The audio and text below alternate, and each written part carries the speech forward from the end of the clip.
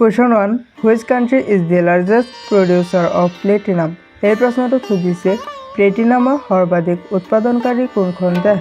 তোমালোকক চাৰিটা অপচন দিয়া হৈছে। অপচন নম্বৰ ভিতৰত শুদ্ধ উত্তৰটো কি হ'ব? ইয়াৰ ভিতৰত শুদ্ধ উত্তৰটো হ'ব অপচন ডি সাউথ আফ্ৰিকা। প্লেটিনামৰ সৰ্বাধিক উৎপাদনকাৰী দেশখনৰ নাম হৈছে south Africa. Question 2. Which country is the largest producer of strawberries in the world? এই প্ৰশ্নটো সুধিছে বিশ্বৰ ভিতৰত কোনখন দেশত ষ্ট্ৰবেৰী সৰ্বাধিক উৎপাদন হয়? তোমালোকক চাৰিটা অপচন দিয়া হৈছে। অপচন নম্বৰ ভিতৰত শুদ্ধ উত্তৰটো কি হ'ব? ইয়াৰ ভিতৰত শুদ্ধ উত্তৰটো হ'ব অপচন বি চাইনা। বিশ্বৰ ভিতৰত চীন দেশত ষ্ট্ৰবেৰী সৰ্বাধিক উৎপাদন হয়। Question 3. Which is the only mammal that can fly? এই প্ৰশ্নটো সুধিছে উৰিব পৰা একমাত্ৰ স্তন্যপ্ৰায়ী প্ৰাণী কোনটো? তোমালোকক চাৰিটা অপচন দিয়া হৈছে।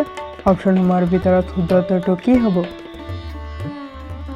ইয়াৰ ভিতৰত শুদ্ধ উত্তৰটো হ'ব অপচন এ বেট। উৰিব পৰা একমাত্ৰ স্তন্যপ্ৰায়ী প্ৰাণীটোৰ নাম হৈছে bat. Question 4. Which bone is called as beauty bone?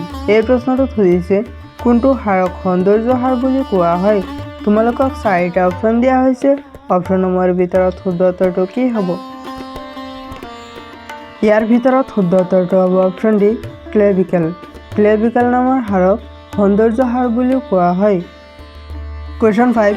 How many weeks are there in a year? এই প্ৰশ্নটো সুধিছে বছৰত কিমান সপ্তাহ থাকে? তোমালোকক চাৰিটা অপচন দিয়া হৈছে।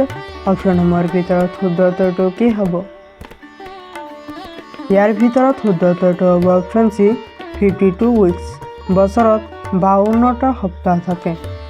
Question 6. Which country has the best space technology?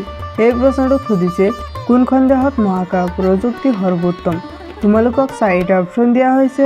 Option number ভিতৰত শুদ্ধ উত্তৰটো কি হ'ব? ইয়াৰ ভিতৰত শুদ্ধ উত্তৰটো হ'ব অপচন বি USA। USA নামৰ দেশত মহাকাশ প্ৰযুক্তি সৰ্বোত্তম। Question 7. Which is the brightest star in the whole universe?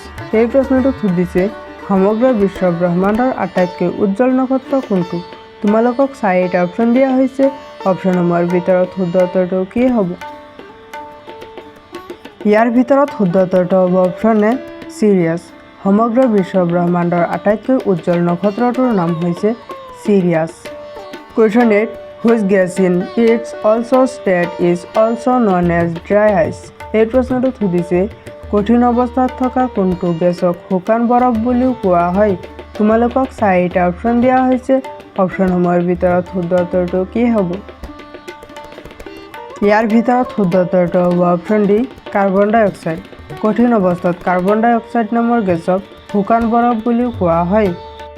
Question 9. How many muscles are there in the human body? এই প্ৰশ্নটো সুধিছে মানৱ শৰীৰত কিমান পেশী আছে? তোমালোকক চাৰিটা অপচন দিয়া হৈছে। অপচনসমূহৰ ভিতৰত শুদ্ধ উত্তৰটো কি হ'ব?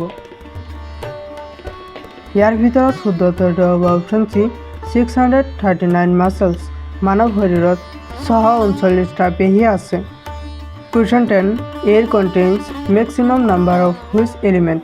এই প্ৰশ্নটো সুধিছে বায়ুত সৰ্বাধিক পৰিমাণৰ কোনটো মৌল থাকে? তোমালোকক চাৰিটা অপচন দিয়া হৈছে। অপচনসমূহৰ ভিতৰত শুদ্ধ উত্তৰটো কি হ'ব? ইয়াৰ ভিতৰত শুদ্ধ উত্তৰটো হ'ব অপচন এ নাইট্ৰজেন।